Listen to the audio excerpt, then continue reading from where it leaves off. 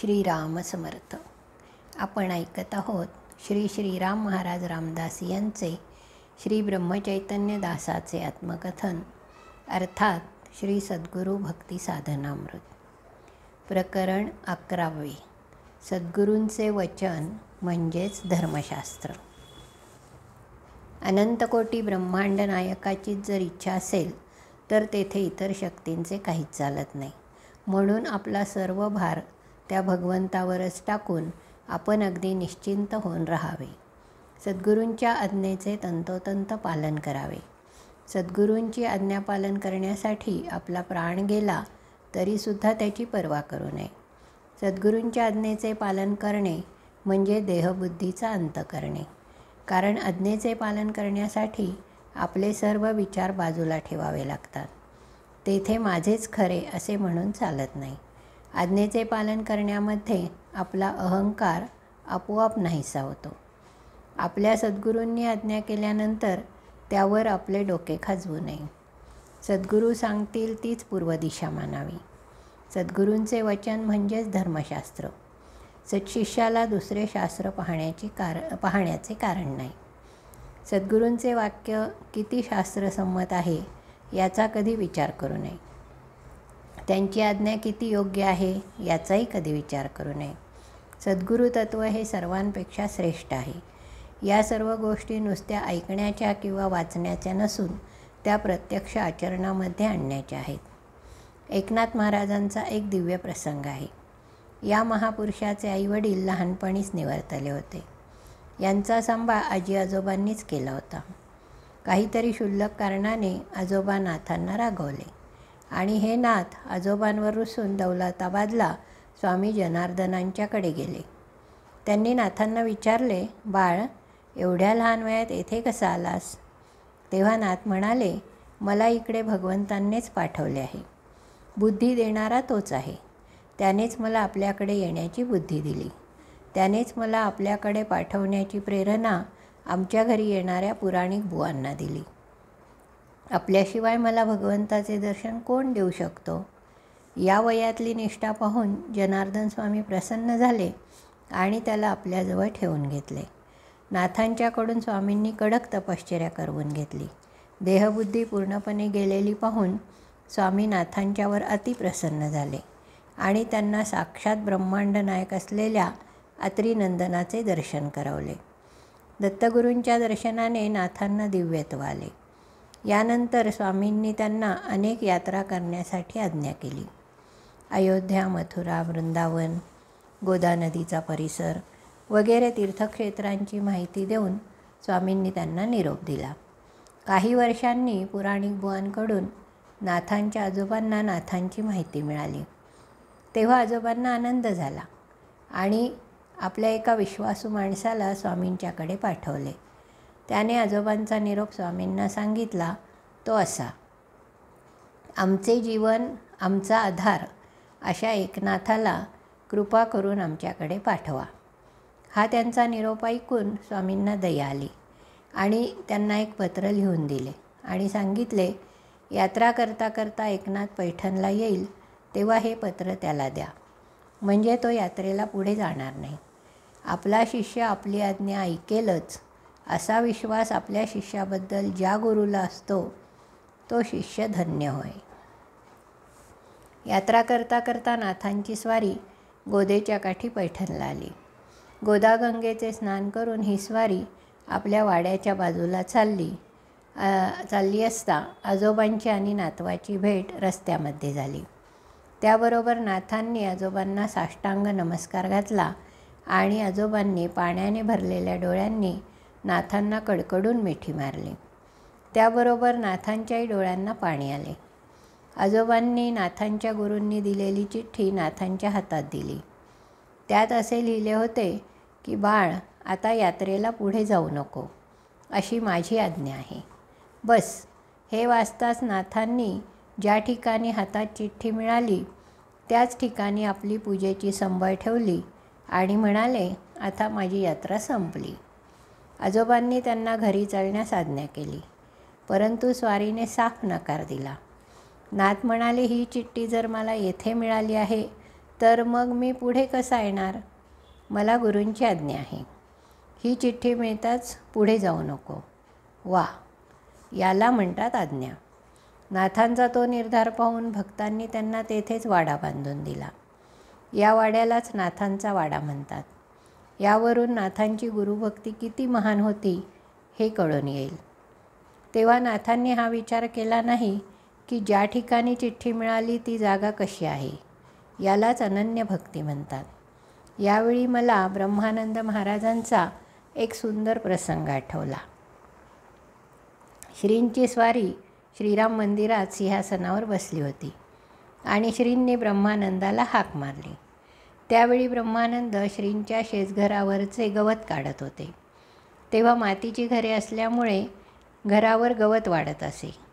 श्रींचा कानावर आवाज येता क्षणी या महान शिष्योत्तमाने पायऱ्यांवरून खाली न उतरता त्या घरावरून खाली उडी ठोकली आणि हात जोडून श्रींच्या समोर उभे राहिले.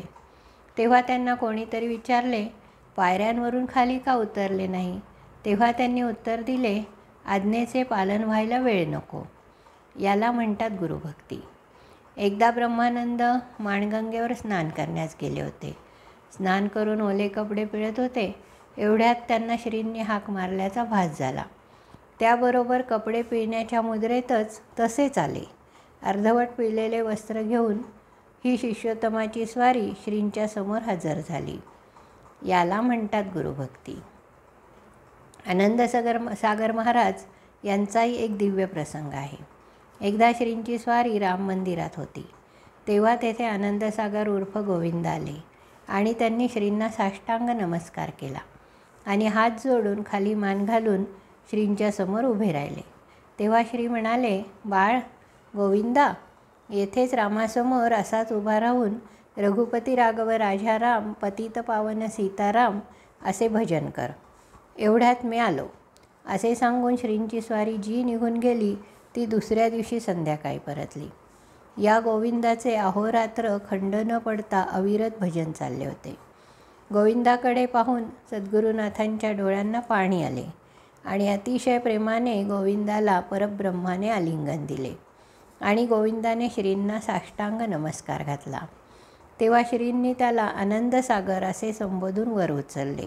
वा, धन्य ते गुरु, धन्य ते शिष्य.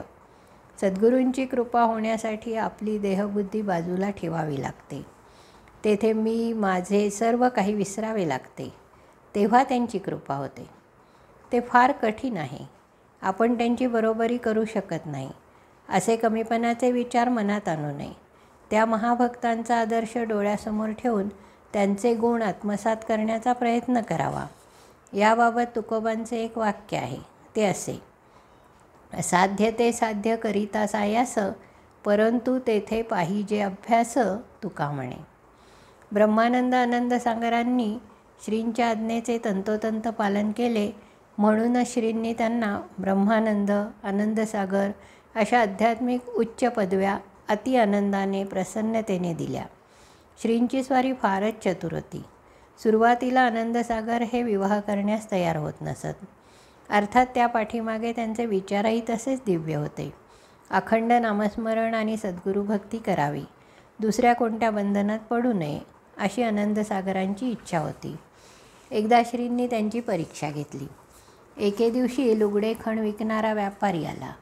तेव्हा श्रींनी आनंदसागरांना सांगितले, अरे त्यातली काही लुगडी आणि खण निवडून इकडे घेऊन ये. त्याप्रमाणे आनंदसागरांनी लुगडी खण निवडले आणि तसे श्रींना दाखवले. तेव्हा आनंदसागर म्हणाले, अमुक या लुगड्यावर अमुक या रंगाचा खण चांगला दिसतो आहे.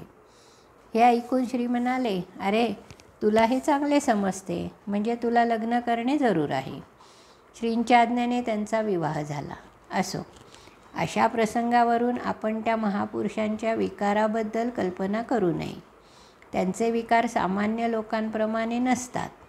ती संत मंडळी जसे कमळ चिखलात राहून त्यापासून म्हणजे चिखलापासून अलिप्त असते, अगदी त्याप्रमाणे ही संत मंडळी देहाच्या प्रारब्धानुसार संसारात राहून त्यात लिप्त होत नाहीत. त्यांचा आदर्श साधकांनी समोर ठेवून साधना करावी, म्हणजे त्या साधकांना प्रपंचात राहून भगवंतांची प्राप्ती निश्चित होईल. सामान्य लोक प्रपंचातल्या सुखदुःखांनी विचलित होतात, परंतु संत मंडळी भगवद्गीतेत सांगितल्याप्रमाणे स्थितप्रज्ञ असल्यामुळे प्रपंचातल्या सुखदुःखांच्या वादळाने हवेत उडून न जाता आपल्या प्राणप्रिय भगवंताला घट्ट पकडून ठेवतात.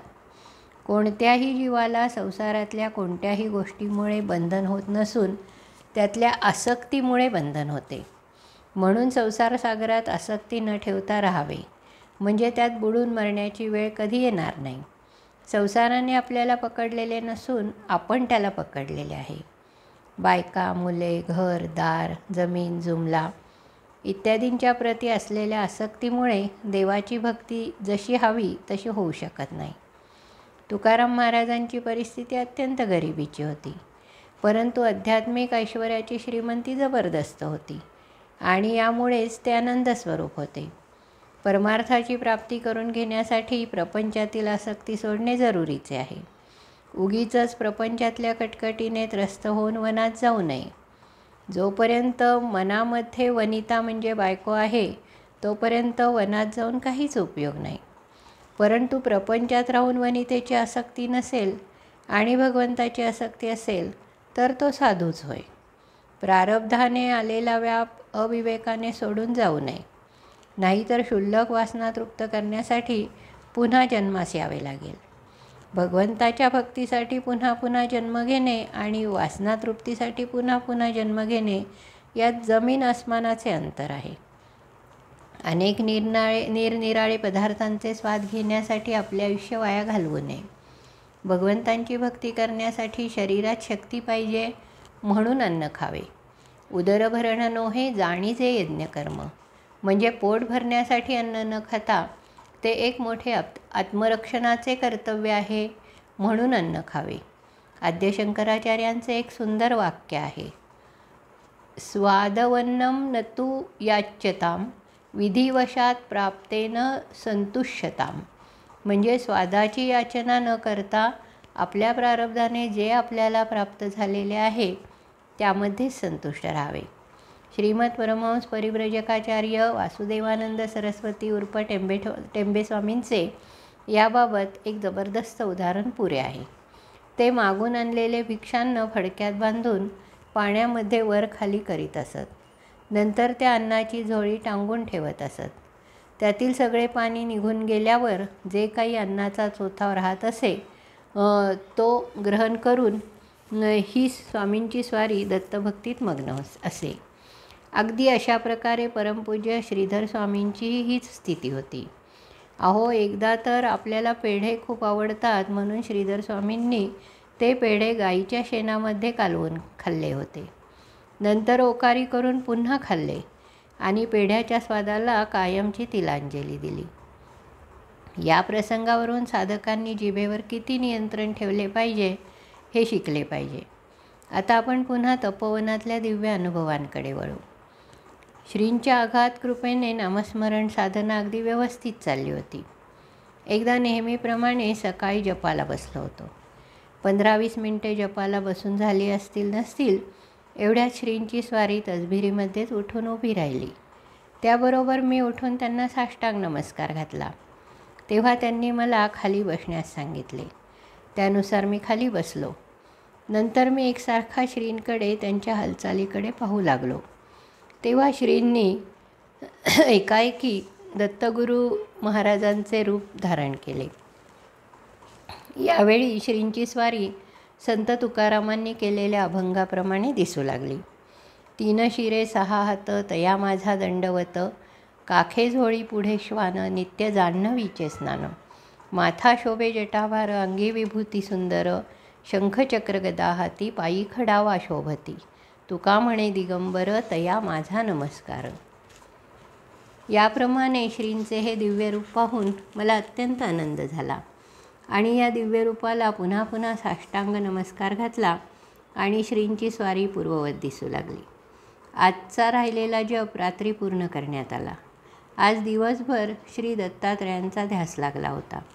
त्या ध्यासामध्ये सर्व अवयव दत्तगुरूंचे आणि चेहरा मात्र माझ्या प्राणप्रिय सद्गुरुनाथांचा होता. माझी श्रींची स्वारी प्रत्यक्ष पूर्णब्रह्म असल्याने त्यांना कोणतेही रूप धारण करता येते. रात्री झोपताना प्रत्यक्ष झालेल्या दर्शनाची पुन्हा एकदा ती छबी क्षणभर समोर येऊन अदृश्य झाली. त्या रात्री एक स्वप्न पडले. ते असे: एका उंच डोंगरावर तिथल्या घनदाट झाडीमध्ये मी फिरत होतो आणि कानावर मंदिरातल्या घंटेचा घण घण आवाज येत होता. म्हणून मी इकडे तिकडे पाहू लागलो, परंतु आजूबाजूला मोठमोठ्या वृक्षांच्या शिवाय काहीच दिसत नव्हते. पुन्हा तोच तो घंटेचा आवाज येऊ लागला. पुन्हा मी कावराबोरं होऊन इकडे तिकडे पाहू लागलो, परंतु शोध काही लागला नाही. शेवटी निराश होऊन मी तेथेच खाली बसलो आणि हातामध्ये माळ घेऊन जप सुरू केला.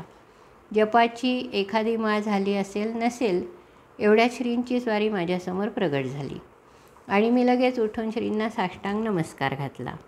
श्रींची स्वारी तेथेच असलेल्या एका दगडाच्या शिळेवर बसली. श्रींनी त्या शिळेवरून खाली जमिनीवर पाय सोडले होते.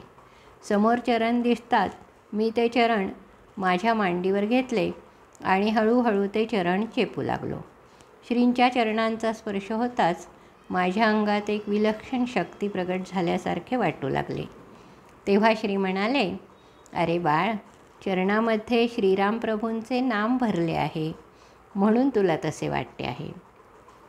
असे म्हणून होताच श्रींच्या चरणातून एक पाण्याचा प्रवाह सुरू झाला आणि त्या पाण्यावर श्रीराम जय राम जय जय राम अशी सोनेरी अक्षरे वाहत असताना दिसत होती आणि तो प्रवाह त्या उंच डोंगरावरून खाली वाहू लागला. त्या प्रवाहाकडे बोट करून श्री म्हणाले, याला रामनाम गंगा म्हणतात. एवढे बोलून स्वारी पुढे म्हणाली, बाळ, एकाच ठिकाणी राहून आपल्याला 13 कोटी जपाचा संकल्प पूर्ण करायचा नसून पुढे काही दिवस कृष्णेच्या काठी तसेच नर्मदा काठीही जप करावयाचा आहे. त्या महानद्यांची तशी इच्छा आहे. तरी आपण आता काही दिवस कृष्णेच्या काठी नामस्मरणासाठी जाताना गाणगापूरला श्री दत्त महाराजांचे दर्शन घेऊन पुढे कृष्णेच्या काठी जाऊ. असे म्हणून स्वारी निघाली. चल आता आपण त्या जवळच्या मंदिरात जाऊया. पुन्हा पूर्वीसारखा त्या घंटेचा आवाज येऊ लागला. श्रींच्या पाठोपाठ मी चालू लागलो. थोडे चालून गेल्यावर ते सुंदर मंदिर दिसले. मंदिर दिसताच श्री एकदम त्या मंदिरात आत शिरले. मी थोडा मागेच राहिलो होतो. मी सुद्धा भराभर श्रींच्या मागे गेलो, परंतु आज श्रींची स्वारी अदृश्य झाली. सभामंडपातून मी पुढे देवाच्या गाभाऱ्यात शिरलो तर काय आश्चर्य, तेथे जागृत अवस्थेत पाहिलेली दत्तगुरूंची मूर्ती दिसली. त्या मूर्तीतही मधला चेहरा श्रींचाच दिसला. त्याबरोबर मी श्रींना साष्टांग नमस्कार केला आणि मला एकदम जाग आली आणि स्वप्नातल्या श्रींच्या भविष्यवाणीचे स्मरण होऊ लागले. आपल्याला कृष्णेच्या आणि नर्मदेच्या काठी जप करावयाचा आहे अशी त्या महानद्यांची इच्छा आहे. हे श्रींचे वाक्य मला वारंवार आठवू लागले. आता मी श्रींच्या आज्ञेची वाट पाहू लागलो. आता नाशिक शहरातून काही भाविक मंडळी हळूहळू तपोवनात साधना कुटीवर येऊ लागली, परंतु नामस्मरण साधना व्यवस्थित चालली होती. कुटीवर येणाऱ्या भक्तांची संख्या दिवसेंदिवस वाढू लागली. आता मला त्या स्वप्नातील श्रींचे वाक्य आठवले की आपल्याला एकाच ठिकाणी राहून जप करावयाचा नाही, त्या महानद्याही आपली वाट पाहत आहेत. सहज एके दिवशी मी श्रींना विचारले, आपल्याला पुढे केव्हा निघायचे आहे? तेव्हा श्री म्हणाले, वेळ जवळ आली आहे, थोडे दिवसातच निघूया. असा स्पष्ट आवाज कानावर आला. श्रीवाणी ऐकून मला अत्यंत आनंद झाला. या प्रसंगानंतर 8-10 दिवसांनी दुपारच्या वामकुक्षीसाठी पोत्यावर जरा आडवा झालो होतो, तेव्हा मला जरा गुंगी आली, म्हणजे थोडी झोप लागली. तेव्हा मला झोपेत पुढील दृश्य दिसले. श्रींची स्वारी एका नदीच्या काठी उभी राहून दोन्ही हात कमरेवर ठेवलेले होते. तेव्हा मीही नदीच्या काठाकाठाने चाललो असताना श्रींना वरील अवस्थेत पाहिले आणि त्यांना साष्टांग नमस्कार केला. तेव्हा श्रींची स्वारी म्हणाली, तुझीच वाट पाहत होतो, केव्हापासून मी उभा आहे. तेव्हा त्यांनी माझा हात आपल्या हातात घेतला आणि म्हणाले, चल माझ्याबरोबर. नंतर आम्ही एक चढ चढून थोडे वर आलो. तेव्हा आम्हाला छोटे गाव दिसले. त्याकडे बोट करून श्री म्हणाले, हे एक महान क्षेत्र आहे. याला गाणगापूर असे म्हणतात. येथे श्री दत्तगुरू महाराजांची स्वारी राहत असते. उद्या सकाळी आपण या क्षेत्राकडे प्रस्थान करू. हे वाक्य ऐकले आणि मला जाग आली. आमच्या स्वारीला कोणतीही चिंता करण्याचे कारणच नव्हते. तेव्हा माझ्याजवळ एकही पैसा नव्हता. परंतु ब्रह्मांड नायक असल्यामुळे पदोपदी चमत्कार घडून येत असत. मी नाशिकच्या मुख्य बस स्थानकावर येऊन एका जवळच्या झाडाखाली जप करत बसलो. तेवढ्यात अंगाला भस्म टिळे लावलेली 5-6 मंडळी माझ्याजवळ आली आणि ती माझ्याशी कन्नड भाषेतून काही बोलू लागली. मला काही शब्द धारवाडच्या पाठशाळेत राहिलो असल्यामुळे कळत होते, परंतु त्यांचे संपूर्ण बोलणे कळत नव्हते. म्हणून मी त्यांच्याशी हिंदी भाषेत बोलू लागलो. मी त्यांना हिंदीतून सांगितले, हमको गाणगापूर जाना है. हे वाक्य ऐकताच ते म्हणाले, हमको गुलबर्गा जाना है. आपको गाणगापूर छोड़ के दत्तगुरु का दर्शन करके हम आगे गुलबर्गा जाएंगे. चलो हमारे साथ. हे ऐकून माझ्या डोळ्यांना टचकन पाणी आले आणि श्रींना मनोमन साष्टांग नमस्कार केला. डोळे पुसून मी त्यांच्या खाजगी वाहनात जाऊन बसलो आणि मी त्यांना सांगितलं, आता मी जपाला बसतो आणि मी जप करताना आपल्याशी बोलणार नाही. हे ऐकून त्यांना बरे वाटले, कारण तीही मंडळी धार्मिक प्रवृत्तीची असून फार भाविक वाटली. त्या वाहनात फार सुंदर जप चालू होता आणि श्रींची लीला किती महान आहे हे प्रत्यक्ष पावलोपावली अनुभवत होतो. दुपारचे 12 वाजल्यानंतर त्यांनी आपले डबे काढले आणि एका कागदाच्या ताटलीत मला जेवण वाढून दिले. मी त्यांना प्रेमाने सांगितले, मी बाहेर प्रवासात जेवण करीत नाही. तेव्हा त्यांनी मला एका ठिकाणी गाडी थांबवून खूप फळे खावयास दिली. ती खाऊन आमचा अंतरात्मा तृप्त झाला. त्या रात्री रस्त्यात एक रात्र मुक्काम करून दुसऱ्या दिवशी आम्ही सर्वजण सकाळी अंदाजे 11 वाजता गाणगापूरला पोहोचलो. गाणगापूरला तेव्हा भाविकांची खूप गर्दी होती. बरोबरच्या मंडळींनी मला 151 रुपये दक्षिणा दिली आणि नमस्कार करून म्हणाले, आम्हाला पुढे गुलबर्ग्याला लवकर पोहोचायचे आहे, तरी आता आम्ही लवकर दर्शन करून पुढे निघतो. असे सांगून ती मंडळी निघून गेली. ती मंडळी निघून गेल्यावर मी लगेच प्रथम स्नानासाठी भीमा अमरच्या संगमावर गेलो. तेथे स्नान संध्या उरकून संगमावर पादुका मंदिराच्या दर्शनासाठी गेलो, तर मला तेथे गोंदवल्याचे श्रींचे समाधी पादुका सिंहासन प्रत्यक्ष दिसले. त्याबरोबर माझ्या तोंडातून श्रींचा जय जयकार बाहेर पडला. श्री अनंत कोटी ब्रह्मांड नायक राजाधिराज सच्चिदानंद सद्गुरू श्री ब्रह्मचैतन्य महाराज की जय असा जयघोष करून मी सद्गुरू दत्त महाराजांना साष्टांग नमस्कार केला. तेथेच भट्टरू नावाचे एक साधक होते. त्यांनी मला आपल्याजवळ बोलावून सर्व चौकशी केली. त्यांच्याजवळ मी कृष्णेच्या काठी जप करण्याची इच्छा प्रदर्शित केली. तेव्हा ते म्हणाले, येथे एक गुरुचरित्र सप्ताह करून नंतर आपण कृष्णा स्टेशनला जाऊन तेथे जप करा. कृष्णा नदीचे पात्र फार सुंदर असून तेही स्थान जपास योग्य आहे. तेव्हा मी त्यांना सांगितले, जशी श्रींची इच्छा असेल तसे घडेल. नंतर त्यांनी मला गावातल्या मोठ्या मंदिराची माहिती सांगितली. त्यानुसार मी त्या मोठ्या मंदिराकडे जाण्यास निघालो. रस्त्यामध्ये भाविकांची गर्दी खूप होती. चालता चालता ही मंडळी अवधूत चिंतन श्री गुरुदेव दत्त या नावाचा जय जयकार करत होती. सायंकाळी आमची स्वारी मंदिराच्या परिसरात हजर झाली. तेव्हा माझ्या कानावर अदृश्यातून अनेक आवाज ऐकू येऊ लागले. त्यात काही आवाज पुरुष मंडळींचे तर काही आवाज स्त्रियांचे. त्यातील काही आवाज अगदी स्पष्ट येत होते. त्यातील स्त्री पुरुषांचे आवाज दत्त महाराजांना प्रार्थना करीत होते, हे दत्ता, आम्हाला मुक्त करा, मुक्त करा. आता आम्हाला सहन होत नाही. पुन्हा आम्ही वाईट कर्मे करणार नाही. तरी हे दत्ता, आमच्यावर दया करा. अशा प्रकारे अदृश्यामधून अनेक आवाज येत होते. त्या आवाजाच्या गोंगाटामधून मी श्री दत्तगुरू माऊलींच्या पुढे येऊन उभा राहिलो आणि माझ्या तोंडातून आपोआपच श्लोक बाहेर पडला. गुरुर्ब्रह्मा गुरुर्विष्णू गुरुर्देवो महेश्वरा गुरु साक्षात परब्रह्म तस्मै श्री गुरवे नमः.